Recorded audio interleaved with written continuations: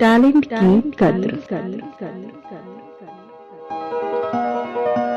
ये कहानी है अमित की। अमित दिल्ली के रोहिणी इलाके में एक मध्यम वर्गीय परिवार में रहता है और वो 10th का स्टूडेंट है। अमित के माँ बाप के सपने भी सभी पेरेंट्स की तरह हैं। वो भी चाहते हैं कि उनका बेटा अमित पढ़ लिख कर एक अच्छी नौकरी करे और अपने माँ बाप का नाम रोशन करे। लेकिन अमित पढ़ने में कमजोर है और वो पेंटिंग का शौक रखता है। अमित को उसकी पेंटिंग के लिए स्कूल से कई सारे मेडल भी मिल चुके हैं। एक दिन, ये बता, मैंने तेरे पीछे इतने पैसे खर्च कर दिए सिर्फ इसलिए जिससे तू सिर्फ 60% मार्क लाए। तेरी वजह से मेरी नाक कट गई। छोड़ दीजिए, जाने दीजिए, इतने भी खराब मार्क्स नहीं हैं। तुम्हारे लाड़ प्यार की वजह से ये बिगड़ गया है। अपने बेटे से तो पूछिए कि वो करना क्या चाहता है। तो तुम्हें क्या लगता है मैं इसके ऊपर अपनी इच्छा थोप रहा हूँ? ये भी तो पढ़ाई करना चाहता है, ये भी तो नौकरी करना चाहता है। क्यों अमित, यही करना चाहता है ना तू? नहीं पापा, मैं पढ़ाई नहीं करना चाहता। मेरा पढ़ाई में मन ही नहीं लगता। मैं पेंटिंग करना चाहता हूँ पापा। ये तू क्या कह रहा है? तू जानता नहीं है पढ़ाई का क्या महत्व है? पापा, मुझे पता है कि पढ़ाई की इंपॉर्टेंस क्या है, लेकिन पता नहीं क्यों मेरा पढ़ाई में मन नहीं लगता। मुझे कुछ भी समझ में नहीं आता। लेकिन मुझे पेंटिंग करना बहुत पसंद है और मेरे सारे टीचर्स कहते हैं कि तुम्हें पेंटिंग करनी चाहिए, तुम बहुत अच्छी पेंटिंग करते हो। अच्छा, तो मुझे अब समझ में आया।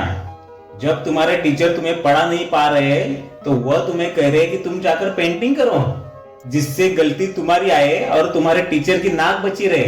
वरना मैं तुम्हारे टीचर से कहूंगा ना कि आपको पढ़ाना नहीं आता। लेकिन तू चिंता मत कर, कल मैं जाता हूँ और तेरे टीचर से बात करके आता हूँ। लेकिन तुझे उनकी बातों पर ध्यान देने की कोई जरूरत नहीं है। तू जा और चुपचाप पढ़ाई कर। तेरा सिर्फ एक ही लक्ष्य है और वो है पढ़ाई। बेटा, तेरे पिता सही कह रहे हैं। तुझे अपनी पढ़ाई पर ध्यान देना चाहिए। मुझे पता है कि पेंटिंग तेरा शौक है, लेकिन वो तेरा करियर नहीं बन सकता। तू तो जानता है कि तेरे पिता महीने का 15 से 20 हजार कमाते हैं और हमें सारी उम्मीदें सिर्फ तुझसे ही तो है। जब तू अच्छे से पढ़ाई करेगा, अच्छी नौकरी करेगा, तभी तो हम सब एक बहुत अच्छी जिंदगी जी पाएंगे। इसीलिए बेटा, अपने पिता की बात का बुरा मत मानो और अपनी पढ़ाई पर ध्यान दो। मैम, ये आपके स्कूल में क्या हो रहा है? क्या हुआ सर? मैम, ये बताइए, मुझे तो लगता था कि आपके स्कूल में पढ़ाई पर ध्यान दिया जाता होगा, लेकिन आपकी टीचर्स मेरे बच्चे से कहती है कि तू पेंटिंग बहुत अच्छा करता है और तुझे पेंटिंग करनी चाहिए।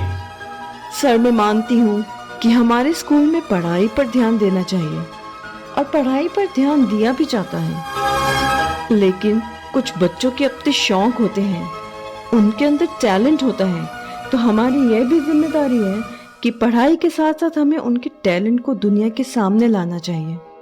ये टैलेंट कुछ नहीं होता, सब सिर्फ 2 दिन के शौक होते हैं। 2 दिन के बाद शौक उतर जाते हैं और पढ़ाई जिंदगी भर काम आती है।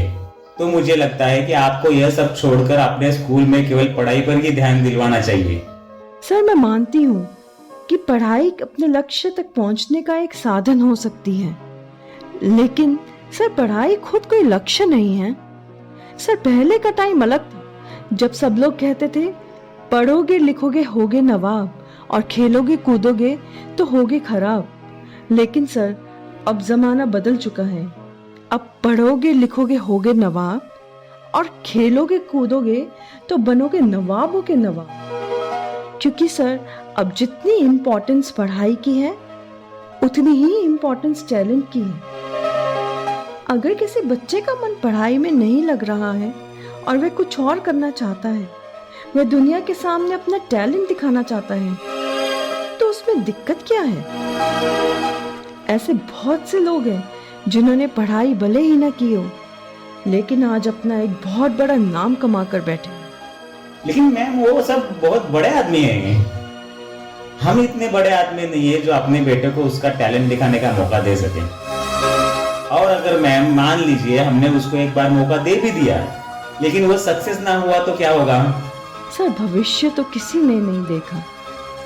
आपने ऐसे भी बहुत लोग देखे होंगे जिन लोगों ने पढ़ाई तो बहुत अच्छे से की, लेकिन उनके पास भी रोजगार नहीं है। तो क्या इसमें उन्हीं की गलती है, क्योंकि उन्होंने तो बहुत अच्छे से पढ़ाई की थी? और अगर आपने अपने बेटे पर दबाव डालकर उससे अच्छे से पढ़ाई करवा भी ली, तो यह बताइए क्या वे कभी अपने जीवन में खुश रह पाएगा? और आपको भी पता है कि वह पढ़ने में कितना कमजोर है, और अगर वह सक्सेसफुल ना हुआ तो पूरी जिंदगी वह आपको माफ कर पाएगा? नहीं कर पाएगा सर, क्योंकि उसे लगेगा कि जब वह अपने टैलेंट, अपनी मेहनत से आगे बढ़ सकता था, तो उसके पिता ने उसे जबरदस्ती पढ़ाई करने लगा दी, यह जानते हुए भी कि वह पढ़ाई में कमजोर है। शायद मैम आप सही कह रही है, मैं ही कुछ ज्यादा सख्त हो रहा था। और मैम धन्यवाद मुझे समझाने के लिए।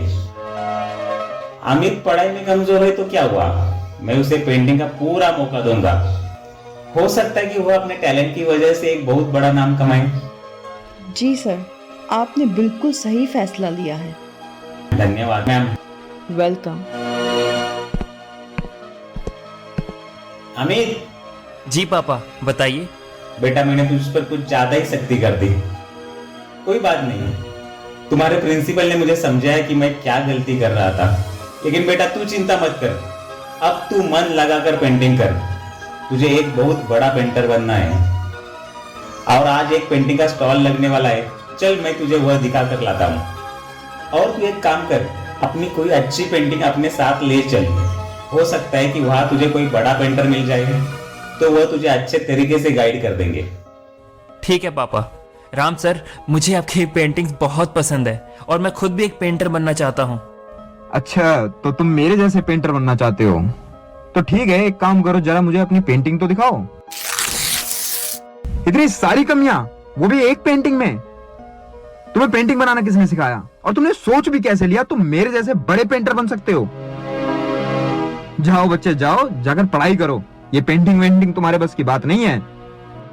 अमित के दिल पर राम की बातों का बहुत बुरा असर हुआ। राम को ये नहीं समझ में आया कि अमित अभी था तो बच्चा ही, और वह पेंटिंग बनाना सीख रहा था। और सीखते हुए कुछ गलतियां तो होती ही हैं, लेकिन राम शायद अपने घमंड में ये बात भूल गया था। इतना सब होने के बाद अमित अपने पिता के साथ मायूस होकर अपने घर आ गया और अपने आप को अपने कमरे में बंद कर लिया। जब अमित के पिता ने अमित को मायूस देखा तो वह भी बहुत दुखी हुए। वह अमित के कमरे में गए और अमित को समझाते हुए कहा, बेटा वो एक बहुत बड़े पेंटर थे और तू तो अभी सीख रहा है, तो तू उनकी बातों को दिल पर क्यों ले रहा है? बेटा तुझे उनकी बात का जवाब देना होगा। तुझे एक बहुत बड़ा पेंटर बनना होगा, तुझे मेहनत करनी होगी। आप चिंता मत कीजिए, मैं बहुत मेहनत करूंगा पापा, और मिस्टर राम से भी बड़ा पेंटर बन के दिखाऊंगा।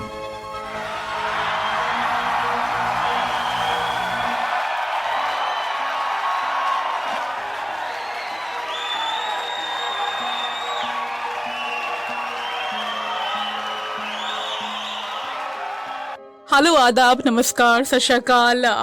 मैं हूँ आपकी दोस्त और होस्ट प्रिया, और आप सभी का स्वागत करती हूँ आज के शो में, जिसका नाम है best painting in the world. तो आज हम जिस पेंटिंग को सम्मानित करने के लिए यहाँ पर इकट्ठा हुए हैं, तो उस पेंटिंग को बनाने वाले मशहूर कलाकार, मशहूर पेंटर अमित, जिन्होंने 5 सालों तक मतलब इतनी कड़ी मेहनत करी और आज इस मुकाम पर वो आकर खड़े हुए हैं। तो मैं सलाम करती हूँ उनकी मेहनत को और उनके जज्बे को, और उनकी इस पेंटिंग को, उनकी इस मेहनत को अवार्ड देने के लिए बिल्कुल बुलाना चाहूंगी अपने समय के मशहूर रह चुके पेंटर मिस्टर राम को। मिस्टर राम आए प्लीज, और अमित को मेडल और सर्टिफिकेट देकर उनका सम्मान करें। राम आकर जैसे ही अमित को मेडल और सर्टिफिकेट देते हैं, अमित उनके कानों में धीरे से कहता है, याद कीजिए सर, मैं वही अमित हूँ जिसे आपने 5 साल पहले कहा था कि पेंटिंग वेंटिंग तुम्हारे बस की बात नहीं है, और आज मैं आप ही के हाथों से अवार्ड ले रहा हूँ। इतना सुनने के बाद राम का सर शर्म से झुक गया। तो दोस्तों, कहानी का सफर तो यहीं समाप्त होता है, लेकिन मैं आप सभी से कुछ बातें कहना चाहूंगी। आज के समय में भी ऐसे कई पेरेंट्स हैं जो अपने बच्चों पर अपनी इच्छा को ठोक देते हैं, लेकिन उन्हें समझना चाहिए कि हर बच्चा एक सा नहीं होता। कुछ पढ़ाई में अच्छे होते हैं और कुछ अलग ही टैलेंट के साथ इस दुनिया में आते हैं। हमें जरूरत है उनके अंदर छुपे हुए टैलेंट को पहचान कर उसे बढ़ावा देने की, और देश को जरूरत है इन जैसे टैलेंटेड बच्चों की। हम ये बिल्कुल भी नहीं कहते कि पढ़ाई का जीवन में कोई महत्व नहीं है, बल्कि पढ़ाई का बहुत ज्यादा महत्व है, क्योंकि पढ़ाई करके इंसान शिक्षित होता है। लेकिन शिक्षा कोई लक्ष्य नहीं है। शिक्षा सिर्फ एक माध्यम है अपने लक्ष्य तक पहुंचने का। और जो लोग पढ़ाई में कमजोर होते हैं या किसी वजह से अच्छा परफॉर्म नहीं कर पाते, वह कभी कभी ऐसे कदम भी उठा लेते हैं जो उनके और उनके परिवार के लिए बहुत नुकसानदायक होते हैं। तो अगर आप पढ़ाई में अच्छे नहीं हैं, तो अपने अंदर छुपे हुए टैलेंट को पहचानिए, क्योंकि इस दुनिया में आया हुआ हर एक इंसान किसी न किसी काम के लिए ही आया है, या यूं कह ले कि किसी न किसी मकसद के लिए आया है। हमें जरूरत है सिर्फ और सिर्फ अपने लक्ष्य को ढूंढकर वहां पहुंचने की। तो मैंने आप सभी से जो भी बातें कही, इन पर जरूर विचार कीजिएगा और अपने विचार हमें कमेंट में जरूर बताइएगा। लेकिन जाने से पहले मैं आपको उनके बारे में बता देती हूँ जिन्होंने इस कहानी में अपना योगदान दिया है। Dhruv Bhutani as Amit, Thakur Prasad Singh as painter Ram, Yogesh Kumawat as अमित's father राजू, सुचंद्रा गांगुली एज अमित's mother Seema, Manpriya Gill as school principal Kamna, Bhumika Verma as host प्रिया। तो चलिए अब हम उनके बारे में बात करते हैं जिन्होंने इस कहानी को बनाने में अपना योगदान दिया है। Story written by Aman Singh and directed and edited by Kunal Goyal and Aman Singh. Story is narrated by Akansha Pandey. Sound designed and applied by Aman Singh and Kunal Goyal. Music designed and applied by Aman Singh and Kunal Goyal. धन्यवाद।